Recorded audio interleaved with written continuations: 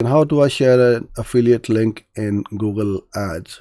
You never do, because that is against the Google terms and policies. You should not and never put in affiliate links. Your account will get suspended and you will have a big problem. So the way to do affiliate marketing is you need to have what we call a bridge page between the ad, your bridge page, and that offer page.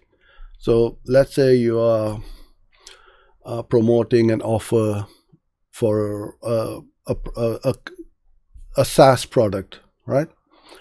Or a CRM or an email marketing software or something like that. So the way I would do that is, let's say, take for example MailChimp. If they had an affiliate offer, which I'm pretty sure they have, most big companies do have affiliate programs. First of all, you sign up for that, and then you get your link for your affiliate marketing. So what I would do is I would make up either a blog or a landing page and then offer something of value to someone. So when they are searching for MailChimp and your ad pops up, be it text ad, display ads, or video ad, whichever, in that you can say, oh, here are the top tips on how to use MailChimp properly, or how to increase your open rates, how to increase your click-throughs, and so on.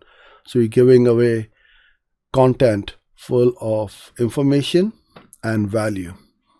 And then in there you can say, click here to open up a free account or a free trial, and then somebody will go through to that page or through that to that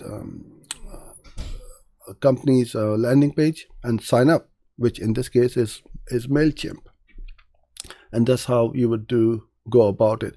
I would also put up full disclosure that this is an affiliate link and you will get compensated for using your link. And you can say that, the way I am able to offer free and valuable information is through the use of affiliate marketing. That's how I earn my income. So full disclosure, people like it and they don't have any issues with affiliate links. What I am trying to say to you is, don't try to be sneaky and throw in affiliate links, especially on social media. In the groups and stuff like that, people really do frown upon it.